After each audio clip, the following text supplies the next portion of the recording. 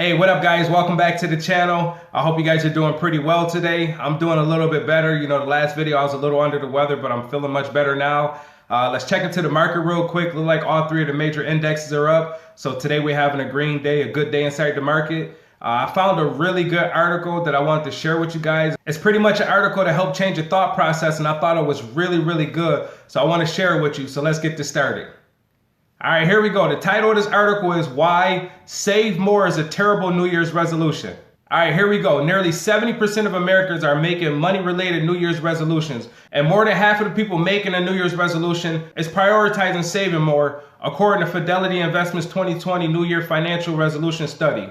And according to the study, around half of us failed to keep the financial resolution we made this year. And that's no wonder. The goals we're setting for ourselves are too vague to keep us on track.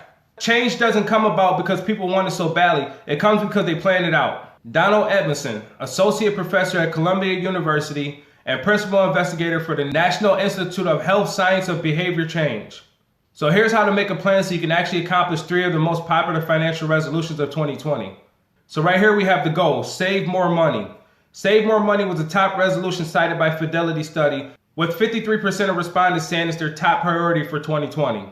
How to improve it? That goal won't work for many people because it needs to be clearly defined. According to research into goal setting and achievement, that research suggests setting SMART goals or ones that have the following attributes. It's got to be specific.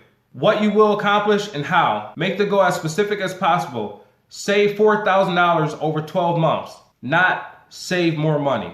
So the goal needs to be measurable. The data you will use to evaluate how and if you're accomplishing your goals. Achievable. The goal needs to make sense and be attained within your skills and abilities. Relevant. The goal should be important to you. Timely. Have a set time frame for accomplishing your goal. So instead of making a resolution to save more money, outline specifically how you want to accomplish saving more money. Commit to saving 5% more from each paycheck, or increase your retirement saving contribution from 6% of your salary to 10% as one option.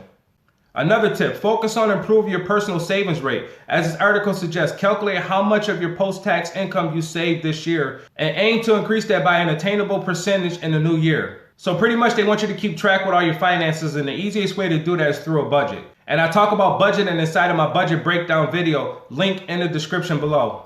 So here we go with another example. The goal, pay down debt. Just over half of the respondents want to pay down their debt. And 68% say they're setting goals to live a debt-free life. So how to improve it? If this is your resolution, take time over the next week to make a specific, concrete action plan for tackling your debt. One of the best methods for paying down debt, according to research from Harvard Business Review, is so-called snowball method, which I talk about the snowball method in one of my videos. I actually used the snowball method to pay down all my debt, and now I'm living a debt-free lifestyle. I will put the link in the description to that video. So yes, I'll put a link to that video in the description. It's one of my first or second videos I did, so you can check it out. So using this strategy, you'll make at least the minimum payment on all of your debts, you know, credit cards, student loans, car loans, etc. And then any extra money that you have, you're gonna throw that towards your smallest debt. That way you can pay that one off the fastest. And that's regardless of interest rates or other considerations. You want to pay off the smallest debt as soon as possible. That way you're left with fewer bills. So the snowball method has psychological benefits. Paying off one debt will keep you motivated to then aggressively pay off your next highest balance, and so on.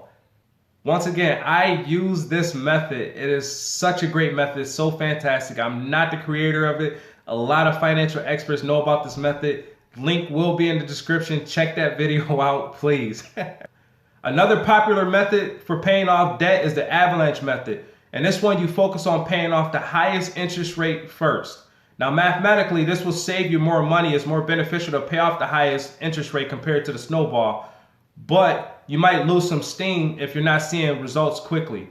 Now, I'm pretty sure a lot of us know too much about this, where we're not seeing results quick enough. Let's just say we go into the gym and we're like, oh, we want to lose weight this year, but then the weight not coming off fast enough, or we start to plateau, or we stop seeing results. The next thing we start doing is we start reverting back to our old habits. So the psychological benefit behind paying off using the snowball method is you're going to knock off those smallest balances fast. And every time you're going to have more money to apply to your next balance, and then you're going to start knocking those off. You're going to start to see the balances go down quicker and it's gonna make you more motivated to keep going. So now the next method is called the Blizzard method. So write your debts down in order by balance, then pay off the lowest debt first, just like the snowball method. Once you have that motivation, switch to the avalanche method and start paying off from the highest interest rate. Me personally, like I said, I use the snowball method. I will always push for the snowball method because to me it's pure genius. And when you pay off that lowest debt, like I say in the video, let's just say you was making a minimum payment of $50. Once you pay that off, you're not making that $50 minimum payment no more because that bill is gone. But you can take that $50 and apply it to your next balance. And now you have the minimum payment that you're paying on that balance plus $50 from the previous debt that you already paid off. You're going to knock those debts off a lot faster. So comment down below if you have struggled with debt and if you try other strategies, or maybe you try one of these strategies. I want to know how has things worked out for you, and if you actually paid off all your debts, and if you're living a debt-free lifestyle right now. I want to know how you did it, how long did it take, and what method did you use. So regardless of which strategy you choose, keep track of your progress on something tangible, like a piece of paper, on your refrigerator, a notepad, something. Seeing progression each day in an easily accessible place will keep you inspired and keep you motivated. You know that you're doing the right thing. Make sure you keep track of everything, write everything down. It's really, really important.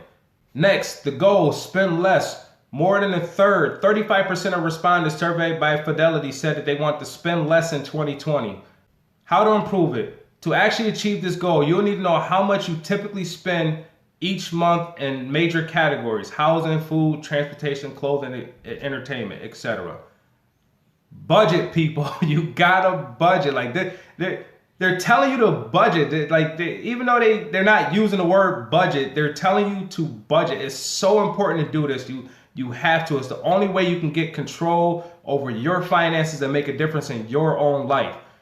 This is what this is all about. It's giving you better ways to think about how you're doing stuff and making you want to think differently. That way you can have different results. So comb through your past credit card or bank statements to get a sense of this. They also have apps that you can use where you can actually input your data and it'll break everything down for you and create a budget for you, like the Mint app. I personally use a Microsoft Excel app on my phone, and I create my own spreadsheets and I track and I budget everything for myself. I personally like doing that, but I do know that the Mint app is really good. If you already use the Mint app, comment down below and let people know how well the app is. People need to know this information, so get it out there. So once you get a sense of how much you actually spend, decide how much less you want to spend in each category and track your spendings throughout the month. Another concrete tactic for spending less institutes the no spend rule for yourself. I've seen a lot of postings on Facebook and other social medias about the no spend rule, and I actually think that that's pretty good. If you implement the no spend rule in your lifestyle, and it could be no spend for a week, no spend for a month, it gives you time to sit back and reflect on everything that you normally spend money on, and you can decide whether if it's actually worth it or if it's really important to you to have those items or go out to this restaurant. You'll figure out if you can live without certain things, because you can go a week without them or a month without them or 2 months or whatever you want to implement as far as your no spend rule. But I think that that's pretty good to do that. So if there are certain things that you spend too much money on, makeup, books, games, etc., set strict rules for yourself for a manageable amount of time, say a month or a season, that you go without these things. Throughout the year, reflect on how you're progressing and make changes as needed. To be successful, you want to make sure that your goals are attainable, but also they make sense with the life that you want to lead. All right, so that's the end of the article here. And this was brought to you by CNBC, which is one of my favorite apps that I use on my phone when it comes to personal finance, motivation, stocks, investing. So if you want to check out more articles like this, they do have their own YouTube channel as well, which is CNBC Make It. You can also find the Make It tab on the CNBC app. And if you found this video helpful, make sure you hit that like button and subscribe. That way you can be notified when I post future videos. I will be reviewing more articles in the future, so stay tuned. Thank you.